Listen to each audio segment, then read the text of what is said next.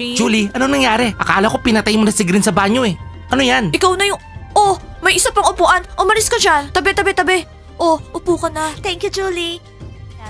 Wow, Diana, ang ganda ng tattoo mo. Ang ganda ng tiyan mo. Wow, ang ganda ng tiyan niya. Hoy, anong sabi mo? Patrick, huwag kang malungkot. Isipin mo na lang pumunta si Gigi sa camp. Eh di maganda yon.